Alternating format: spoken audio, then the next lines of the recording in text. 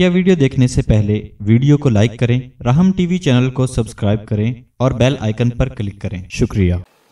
आज हम बात करेंगे तसव्वुफ़ की दुनिया के तहत सोबत बाउलिया में। ज़ाहिर है कि ये रजब का महीना अपने एंड पर है जी, और रजब के महीने में जो अज़ीमुशान मौजज़ा ज़ाहिर हुआ वो इसरा और मेराज का है। बिल्कुल, बेशक। और ये ऐसा एक अमली मौजज़ा सरकार दो आलम सल्लल्लाहु अलैहि वसल्लम का है कि कायनात इंसानी में इसकी कोई नज़ीर नहीं है कि रात के चंद लम्हों के अंदर जो है वो बैतुल्लाह से बैतुल मक़दस तक और फिर बैतुल मक़दस से आलम बाला तक की सैर करके वापस लौटना, बेशक, और इसी जिस्म जान के साथ हालत बेदारी के अंदर ये सारा नज़ारा करना और मकामी आहदी तक पहुँच कर ख़ुद अल्लाह तबारक व तआला से हम कलाम होना और अपनी दिल की और सर की आंखों से अल्लाह का दीदार करना। अल्लाहु अकबर। ये ऐसा मौजज़ा है कि अंबिया की तारीख़ में भी इसकी कोई नज़ीर नहीं है। सुभान अल्लाह। और मैं हमेशा कहा करता हूँ, चूँकि ये ऐसा मुहय्युल उक़ूल मौजज़ा है कि इसने साइंस और टेक्नोलॉजी को भी आजिज़ कर दिया है। इसी वजह से मुस्तशरिकीन ने सबसे ज़्यादा ज़ोर इस मौजज़े के इनकार पर लगाया कि ये रूहानी तौर पर है, ख्वाब में है, ये मानवी तौर पर है। फिर यह कि वो इतना प्रोपेगेंडा ये मगरबी दुनिया ने किया कि बहुत से इस्लामिक स्कॉलर जो है वो भी उसके ज़ेर असर आए और उन्होंने भी ये कहना शुरू कर दिया कि हाँ रूहानी तौर पर है, क्योंकि मादी तौर पर इस जिस्म जान के साथ जो है वो इस तरह का सफ़र करके आना, चंद लम्हों के अंदर लौटना, ये इम्पॉसिबल है। लेकिन हकीकत ये है कि मौजज़े को मौजज़ा कहते ही इसीलिए हैं कि जो इंसान की अक़ल व हवास में नहीं आता, और ये यही मौजज़ा है, तभी तो अक़ल व हवास में नहीं आता। आपकी मादियत के, साइंस टेक्नोलॉजी के सारे उसूल टूट जाते हैं, लेकिन अल्लाह तबारक व तआला अपनी कुदरत और शान दिखा देते हैं। सुभान अल्लाह। इसलिए कुरान करीम में भी जब इसको बयान किया तो सुबहान के लफ्ज़ से बयान किया कि एक ऐसी ज़ात की तरफ से गोया कि इस मौजज़े का इजहार है कि जो हर तरह की कमज़ोरी से पाक है, उसमें कोई नक्स और ऐब नहीं है, वो कुदरत और ताकत का सरचश्मा है, बल्कि सारी कुदरतें और ताकतें उसी से तकसीम होती हैं। बेशक। लिहाजा वो कादिर है कि वो ये चंद लम्हों के अंदर जो है अपने महबूब को ये आसमानों की सैर करा सकता है। इसकी बाकी तफसील में नहीं जाता, सिर्फ एक वाक़या ज़िक्र करता हूँ कि सरकार दो आलम सल्लल्लाहु अलैहि वसल्लम खुद इरशाद फरमाते हैं कि जब मुझे बैतुल्लाह से बैतुल मक़दस की तरफ लेके गए जी, और बुराक पर मैं सवार हूँ, तो ज़ाहिर है कि मुख्तलिफ़ वाक़यात पेश आए। उनमें से एक वाक़या पेश आया कि मैं एक मुकाम से गुज़रा तो रास्ते में एक बुढ़िया को देखा।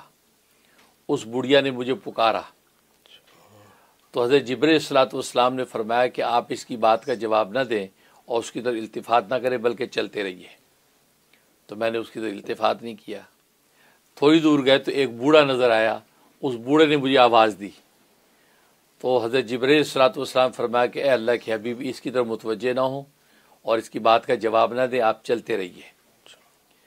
तो आगे गए तो आगे का फरमाया कि कुछ शख्सियात, कुछ एक जमात हक्का खड़ी है, नूरानी जमात, और उन्होंने मुझे कहा कि अस्सलामु अलैका या अव्वलु, अस्सलामु अलैका या आखिरु, अस्सलामु अलैका या हाशिरु। ये कहा कि सलामती हो ए अव्वल तुझ पर, सलामती हो तुझ पर ए आखिर, सलामती हो तुझ पर ए हाशिर, जमा करने वाला। तो ये जब सलाम आया तो हज़रत जिब्रील अलैहिस्सलाम ने फरमाया कि इनका आप जवाब दीजिए। तो मैंने उनका जवाब दिया। उसके बाद हज़रत जिब्रील अलैहिस्सलाम ने फरमाया कि ए अल्लाह के हबीब, आपको पता है कि वो बुढ़िया कौन थी? फरमाया कि वो दुनिया थी और उस दुनिया ने आपको अपनी तरफ मुतवज्जे किया था। अगर आप उसकी तरफ मुतवज्जे हो जाते तो आपकी उम्मत दुनिया की मोहब्बत में गर्क हो जाती। अल्लाहु अकबर। इसलिए मैंने आपको मना किया था कि उधर तवज्जो ना फरमाइए। और आगे जो बूढ़ा था वो इबलीस था। उस इबलीस ने आवाज़ लगा के अपनी तरफ आपको मुतवज्जे करने की कोशिश की। तो अगर आप उसकी तरफ मुतवज्जे हो जाते तो आपकी उम्मत गुमराह हो जाती। वो अपना हिस्सा हासिल करना चाहता था। लेकिन आगे जो जमात थी जिसने आपको सलाम किया तो फरमाया कि वो हज़रत इब्राहीम, हज़रत मूसा, हज़रत ईसा अलैहिस्सलाम हैं कि जिन्होंने आप पर सलामती भेजी। तो तभी मैंने कहा कि इस जमात हक्का का आप जवाब दीजिए, और आपने जवाब दिया। तो फरमाया कि उन वाक़यात में से ये भी एक वाक़या पेश आया। तो मुहद्दिसीन फरमाते हैं कि देखें इसमें جو دنیا جو دکھائی گئی بوڑھی دکھائی گئی، تو حضرت جبرائیل علیہ الصلوۃ والسلام فرمایا کہ اللہ کے حبیب یہ جو بوڑھی دکھائی گئی دنیا، اس میں اشارہ اللہ تبارک و تعالیٰ نے یہ فرمایا کہ بس دنیا کی بس اتنی سی عمر ہے، جیسے یہ بڑھیا بالکل اپنے آخری لمحات زندگی کے گزار رہی ہے، تو یہ دنیا کا بس اتنا ہی وقت ہے۔ اس کا مطلب اس دنیا پر فریفتہ ہو جانا، اس دنیا پر قربان ہو کر آخرت کو بھول جانا حماقت اور بے وقوفی ہے، کیونکہ اس کی ویسی عمر تھوڑی سی رہ گئی ہے۔ اور اسی طریقے سے ابلیس تو ظاہر ہے کہ وہ بھی بوڑھا دکھایا، مطلب یہ ہے کہ وہ ابلیس جن جو وہ نفسانی خواہشات کے اندر انسان کو ڈالتا ہے، تو وہ بالکل عارضی اور فانی ہے کہ وہ بھی اپنی اینڈ پر ہے، جیسے بوڑھا اپنی زندگی کے آخری لمحات گزار رہا ہوتا ہے۔ اور تیسری جو جماعت تھی جماعت حقہ، انہوں نے ظاہر آپ پر سلامتی بھیجی اور کہ فرمایا یا اولو یا آخرو۔ محدثین یہاں سوال اٹھاتے ہیں کہ یا اولو بھی کہا کہ اول بھی آپ ہیں، اور آخرو بھی کہا کہ آخر بھی آپ ہیں۔ اب ٹیکنیکلی سوال پیدا ہوتا ہے کہ ایک جو اول ہے وہ آخر کیسے ہو سکتا ہے، اور جو آخر وہ اول کیسے ہو سکتا ہے؟ تو نبی کریم صلی اللہ علیہ وسلم کو اس جماعت حقہ نے اول بھی کہا آخر بھی کہا، آخر اس میں کیا راز ہے؟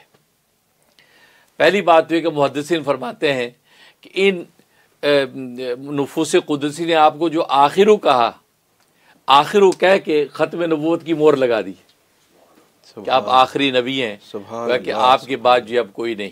بے شک ٹھیک، ظاہر ہے کہ خود نبی پاک صلی اللہ علیہ وسلم فرماتے آنا والساعۃ کہاتین، میں اور قیامت یوں قریب قریب ہیں جیسے دو انگلیاں ہیں، معمولی سا بیچ میں دراڑ جو نظر آتی ہے، اتنا سا فاصلہ رہ گیا ہے، میں آگے اور اس کے بعد قیامت، گویا کہ آخر آگے، آخر کے بعد جو ساری بساط لپیٹ دی جائے گی۔ تو آخر کہہ کہ ختم نبوت کی مہر لگا دی ان انبیاء کرام علیہ الصلوۃ والسلام نے، اور جس میں خود حضرت عیسیٰ علیہ الصلوۃ والسلام بھی شامل ہے۔ سبحان اللہ۔ کیوں کہ آج جو ایک طبقہ جس کو آپ قادیانی کہتے ہیں، مرزائی کہتے ہیں، اور جو اپنے آپ کو احمدی کہتے ہیں، وہ یہ کہتے ہیں کہ تم لوگ ختم نبوت کے قائل ہو، خود ہی ختم نبوت کے خلاف بات کرتے ہو۔ بھی کیسے؟ کہ اس لیے کہ تم اس بات کے قائل ہو کہ قرب قیامت میں عیسیٰ علیہ الصلوۃ والسلام نے آنا ہے، تو جب نبی کے بعد نبی آ رہا ہے تو ختم نبوت کہاں گئی؟ ختم نبوت کا مطلب ہے کہ نبی کے بعد کوئی نبی نہیں آنا، اور خود ہی آپ کہتے ہیں کہ عیسیٰ علیہ الصلوۃ والسلام نے آنا ہے، تو آپ خود ختم نبوت کے خلاف بات کر رہے ہیں۔ تو گویا کہ عیسیٰ علیہ الصلوۃ والسلام کے آنے کو وہ یہ کہتا ہے کہ یہ ختم نبوت کے عقیدے کے خلاف ہے، لہذا وہ کہتے ہیں کہ ہم اس بات کے قائل ہیں کہ عیسیٰ علیہ الصلوۃ والسلام نے نہیں آنا۔ تو گویا کہ اصل ختم نبوت کو ہم مانتے ہیں، آپ کہاں مانتے ہیں؟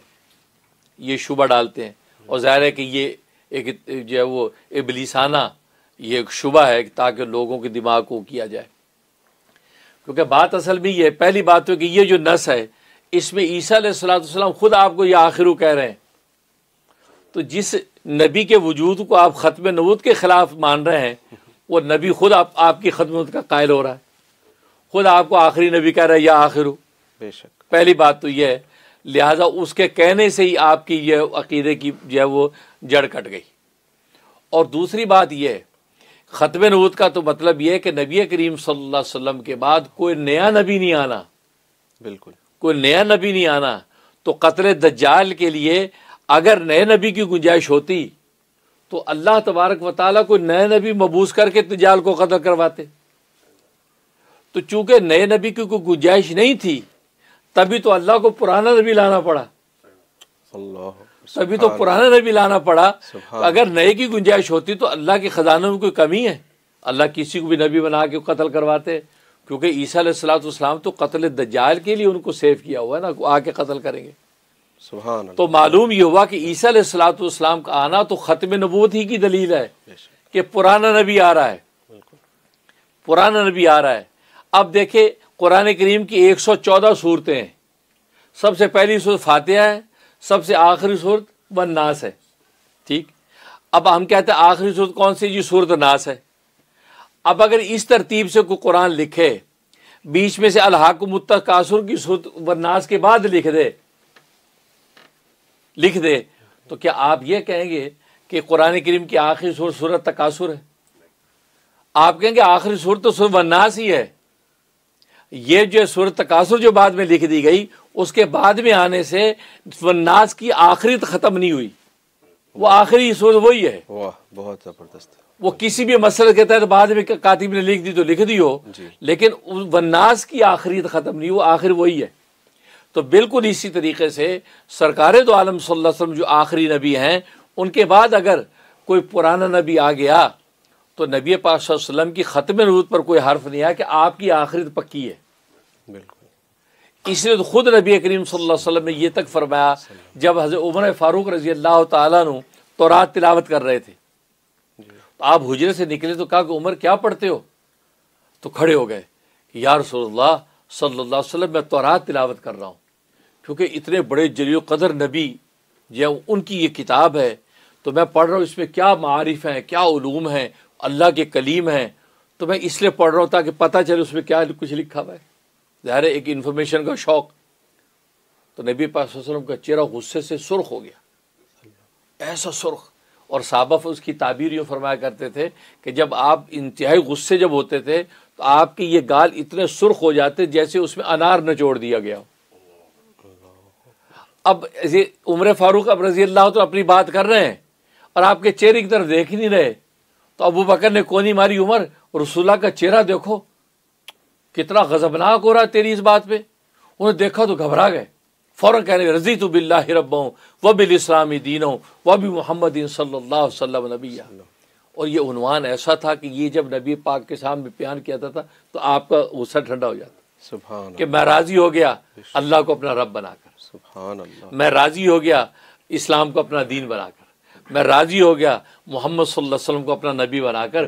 یہ الفاظ جب کہتا کوئی تو آپ کا غصہ جو ہے وہ ٹھنڈا ہو جاتا. جی. اس کے بعد آپ نے فرمایا کہ والذی نفسی بیدی, اے عمر قسم اس ذات کی جس کے قبضہ قدرت میں میری جان ہے, کہ لو کانا موسیٰ حیًّا, اگر موسیٰ آج زندہ ہو کر آ جائیں ان کو بھی میری پیروی کیے کوئی گزارا نہیں, وہ میری پیروی کریں گے. تم موسیٰ کی کتاب پڑھتے ہو, گویا کہ میں تمہارے لیے قرآن لے کے آیا ہوں جو سارے علوم و معارف کا مجموعہ ہے, لیکن اگر موسیٰ خود بھی اگر آ جائیں تو میری پیروی ان کے لیے ناگزیر ہوگی, اور تم موسیٰ کی کتاب پڑھ رہے میرے ہوتے ہوئے. جی. اب اس میں لو کانا حیًّا کہہ دیے, موسیٰ بھی اگر آ جائیں تو نبی پاک تو خود کہہ رہے میں آخری نبی ہوں, تو اس کا مطلب وہ آ بھی جائیں تو میری آخرت ختم نہیں ہے, ختم نبوت کا تاج میرا ہی رہے گا. تو مطلب کہ آخری نبی آپ ہیں, یا تو کوئی بھی نبی آپ کے بعد آ بھی جائے پرانا تو اس کا مطلب آپ ختم نبوت کا تاج آپ ہی کے سر رہتا ہے. تو عیسیٰ علیہ الصلوۃ والسلام کا آنا دنیا میں یہ آپ کے ختم نبوت کی بہترین دلیل ہے, اور یہی دلیل جو ہے وہ علامہ انور شاہ کشمیری رحمۃ اللہ علیہ نے بھی نقل فرمایا کہ یہ تو ختم نبوت کی دلیل ہے, کیونکہ اگر نئے نبی کی گنجائش ہوتی تو اللہ نیا نبی خطر دجال کی لاتا, کیونکہ گنجائش نہیں تھی تو پرانا نبی لانا پڑا. سبحان اللہ. اس سے ختم ثابت ہوتی. بہت تو خوبصورت. معلوم کہ یا اول ہو یا آخر ہو. اب یہ اول بھی کا آخر کا اس کا کیا مطلب؟ اس کا مطلب یہ ہے کہ محدثین بڑی اچھی مثال دیتے ہیں. فرمایا بیج ہوتا ہے نا, بیج جو ہے نا یہ بالکل درخت کا بالکل اول ہے, اس کو زمین میں آپ جو ہے وہ بو دیتے ہیں, اب وہ اگتا ہے بیج, یہاں تک کہ درخت بن جاتا ہے, آم کا درخت بن گیا, اس پہ آم لگ گئے, آم کے اندر پھر بیج ہے, وہی بیج پھر آپ بوتے اگلا درخت بنتا ہے. تو یہ کیا بات ہے, بیج اول میں بھی بیج تھا, بعد میں پھر بیج. فرمایا بس یہی ہے کہ نبی اس کائنات کے اندر تخلیق جب کی اللہ نے, سب سے پہلے نبی کے نور کو پیدا کیا, سب سے پہلے آپ کو پیدا کیا, اور اس کے بعد اسی یہ کہ نبی پاک کے نور سے ساری کائنات کو بنایا, جیسے کہ حدیث میں آتا ہے. اور پھر آپ صلی اللہ علیہ وسلم اس پوری کی پوری کائنات کا نچوڑ خلاصہ آخر بھی آپ. جیسے بیج جو ہے وہ اول بھی ہے, اور بیج جو پورا تناور درخت بننے کے بعد آخر بھی ہے. سبحان. اس لیے نبی فرماتے ہیں کہ میں جو ہے وہ انا اول خلقا و آخر بعثا, میں پیدا سب سے پہلے ہوا ہوں اور مبعوث ظاہر سب سے آخر میں ہوں. تو کہا کہ پیدائش اول بھی آخر بھی اور آخر بھی آپ کا. اس لیے انہوں نے فرمایا کہ یا اول السلام علیکہ یا اول, السلام علیکہ یا آخر, السلام علیکم یا حاشر. ذرا حشر کے اندر جو ہے شفاعت کا مقام آپ کو عطا کیا جائے گا. اس وجہ سے محدثین نے لکھا ہے کہ نبی کریم صلی اللہ علیہ وسلم نے اللہ کے ساتھ تواضع کی, عاجزی کی, اللہ نے آپ کو معراج کا جو مقام اور کمال عطا فرمایا. اور خلق خدا کے ساتھ آپ نے عاجزی اور تواضع کی تو اللہ نے خلق خدا کی شفاعت کا مقام آخرت میں آپ کو دے دیا۔ سبحان اللہ۔ تو گویا کہ یہ تواضع اور عاجزی فرمایا کہ یہ وہ کمال کی چیز ہے کہ یہ انسان کو ایسا روحانی معراج عطا فرماتی ہے کہ اللہ تبارک و تعالیٰ کو قرب خاص نصیب ہو جاتا ہے۔ سبحان اللہ۔ تو گویا کہ اس واقعے سے یہ لطائف ہمیں پتہ چلتے ہیں کہ انسان عجز، عاجزی اور تواضع کے ساتھ کہاں سے کہاں پہنچتا ہے، اور نبی کریم صلی اللہ علیہ وسلم نے جو یہ حقیقت ظاہر فرمائی کہ دنیا کی طرف توجہ۔ اور پھر اس میں ایک اور نقطہ لکھا محدثین نے کہ فرمایا نا کہ بڑھیا نے آپ کو آواز دی تو آپ کو جبرائیل نے کہا نہیں آپ متوجہ نہ ہوں۔ اس کا مطلب ہے انسان متوجہ بھی ہو جائے تو وہ اپنا اثر دکھا دیتی چیز، اللہ، اثر دکھا دیتی ہے۔ اس لیے فرمایا کہ جس چیز سے بچنا ہو ادھر توجہ بھی نہ کرو کیونکہ وہ اپنا اثر چھوڑ جاتی ہے، اثر چھوڑ جاتی ہے۔ تبھی تو فرمایا کہ پہلی نظر اگر پڑ جائے تو وہ معاف ہے، لیکن دوسری نظر آپ ارادے سے نہ ڈالیں نامحرم پر، کیونکہ نظر آپ کی پڑی، وہ نظر پڑی، وہ نقشہ آپ کے دل و دماغ میں بیٹھ گیا، وہ اپنا اثر دکھائے گا۔ نعوذ باللہ۔ اور آج تو میں کہتا ہوں سوشل میڈیا کا دور ہے، اب سوشل میڈیا پہ آپ کوئی قرآن کا درس سن رہے ہیں، بیچ میں کوئی فضول چیز آ گئی، اب آپ مطلب کہتے ہیں چلو ایک نظر ڈال دو، وہ توجہ آپ نے کی، وہ اپنا اثر دکھائے گی۔ اس اثر دکھانے کے نتیجے میں انسان آہستہ آہستہ جو ہے وہ نفسانی خواہشات میں مبتلا ہونے لگے گا۔ تو معلوم ہے کہ گناہ اور معاصی کی طرف توجہ بھی نہ کرو، کیونکہ توجہ کرنے سے بھی وہ چیز اپنا اثر دکھاتی ہے۔ اللہ سے دعا ہے کہ اللہ تبارک و تعالیٰ یا وہ محفوظ رکھے اور عمل کرنے کی توفیق عطا فرمائے۔ آمین۔ بہت حضرت، بہت جزاک اللہ خیر، بہت خوبصورت معرف آپ نے بیان کی ہے، بہت خوبصورت سفر تھا، اور آپ سے مزید اس کی رودات سنیں گے جو آپ بہت ہی اعلیٰ انداز سے سکھاتے ہیں، سمجھاتے ہیں۔